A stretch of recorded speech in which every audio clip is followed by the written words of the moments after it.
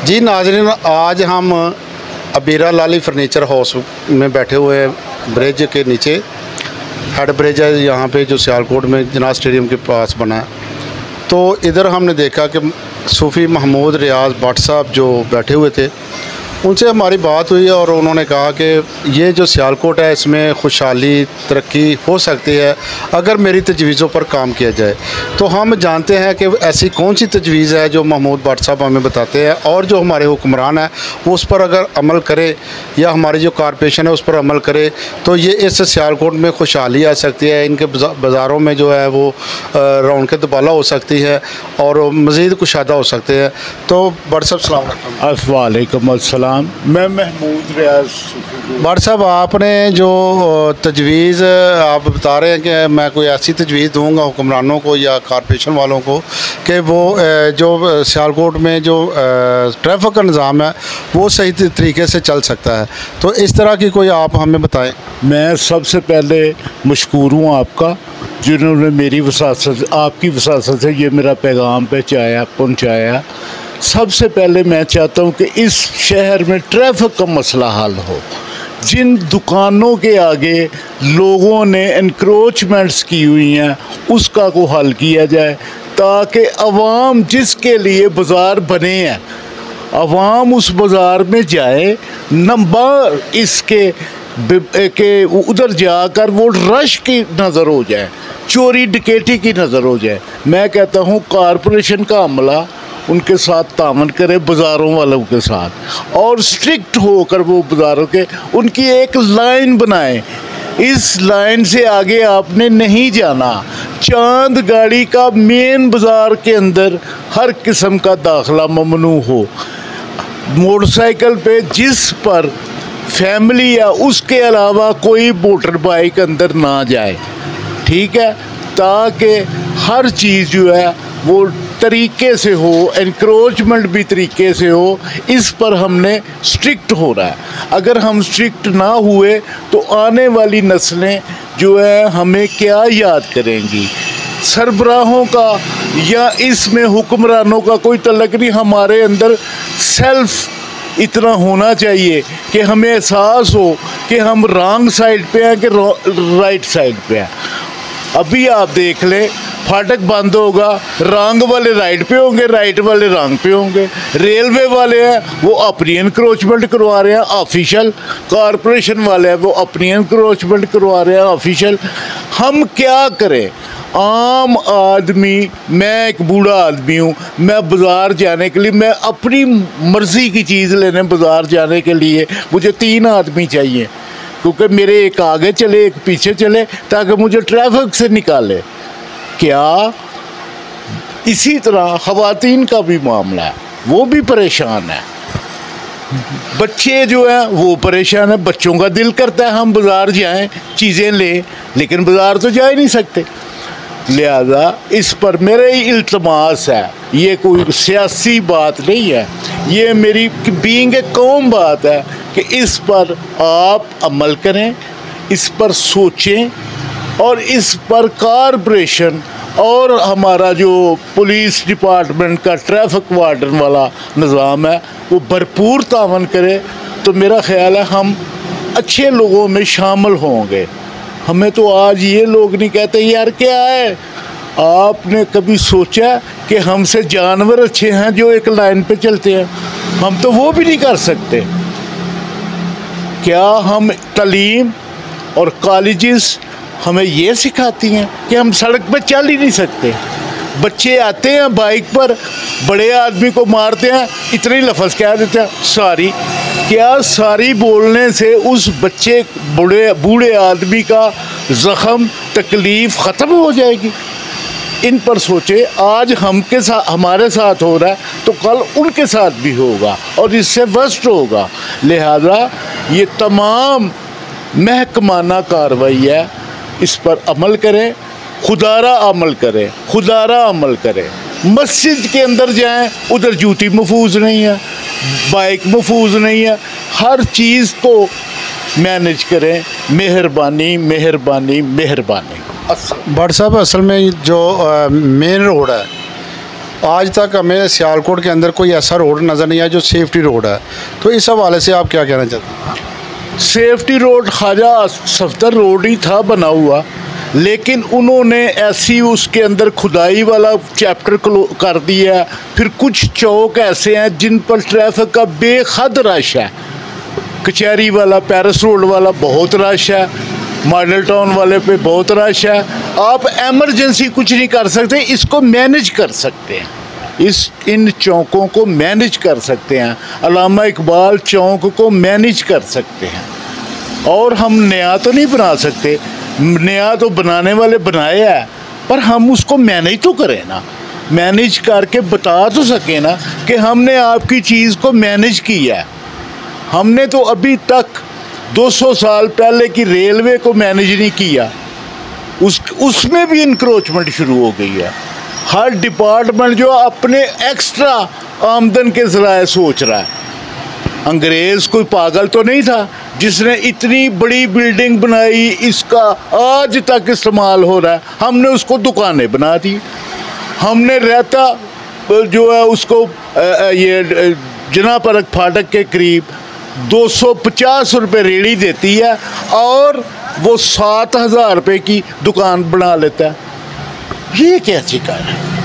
क्यों है? मस्जिद के साथ है दुकान, छोटी सी दुकान है, उसने 20 फुट बड़ी दुकान बना ली है। चांद गाड़ियाँ खड़ी हो रही हैं, यानी इवन औरत, बच्ची, हम सब बच्चों वाले हैं, बच्चियों वाले हैं। घर से बाहर निकलना हर एक के लिए दुश्वार है।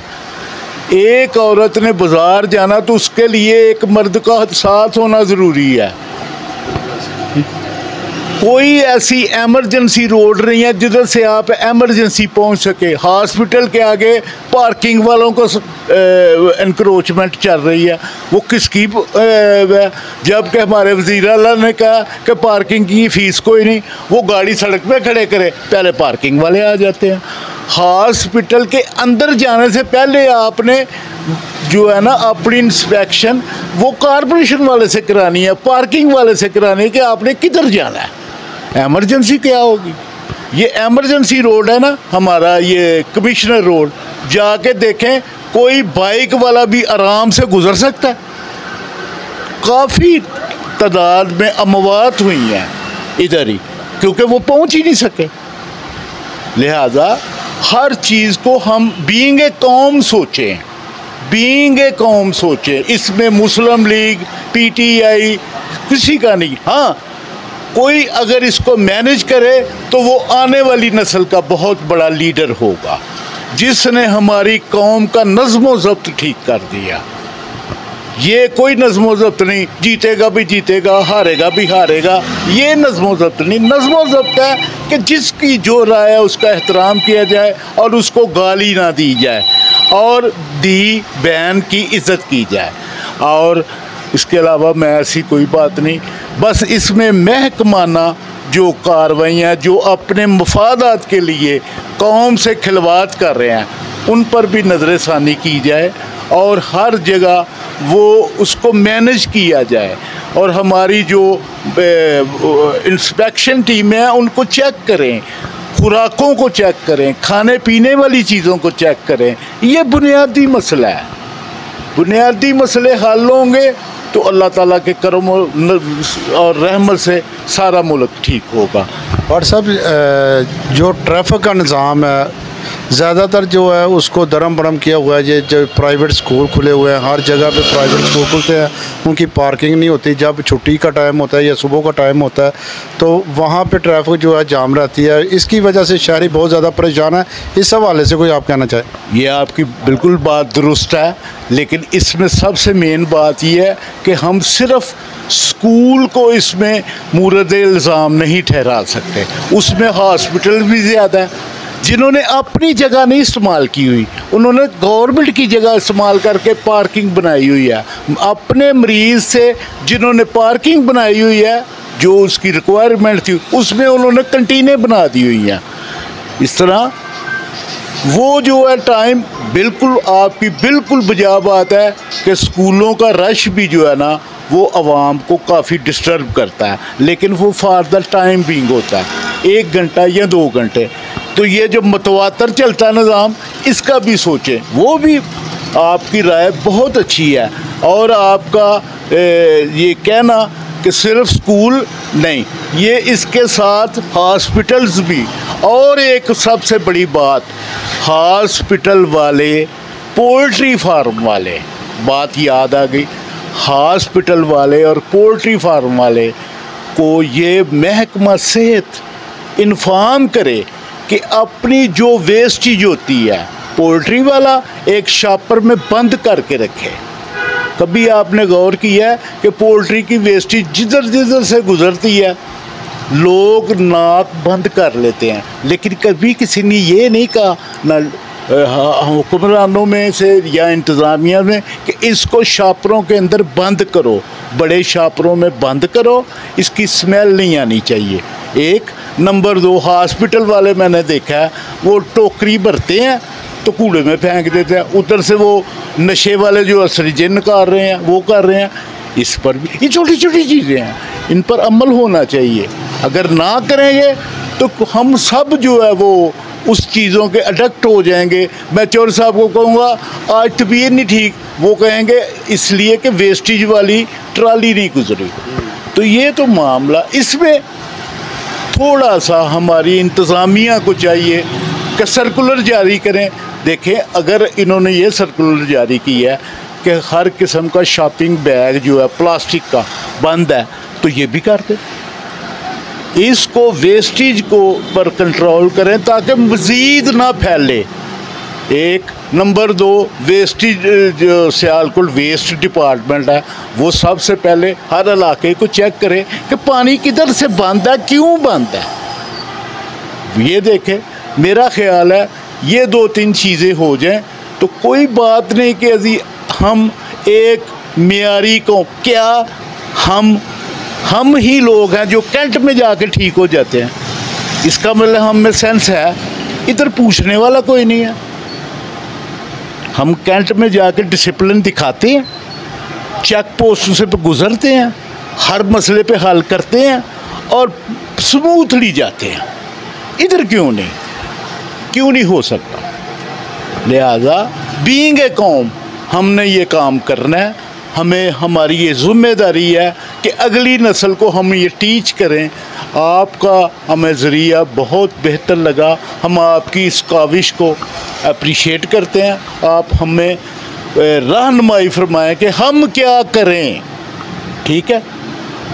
इसके अलावा जनाब जी नाज़रीन, जिस तरह महमूद भाट साहब ने बताया कि अगर हमने सियालकोट को संवारना है तो हमें इन चीज़ों पर अमल करना होगा जो आवाम के मसाइल हैं, जिस तरह ट्रैफिक का मसाइल है या ये जो पोल्ट्री के बारे में उन्होंने कहा कि वाकई ऐसे है कि जब वो गाड़ी गुज़रती है तो वो वेस्ट की और उसमें बहुत ज़्यादा स्मेल होती है।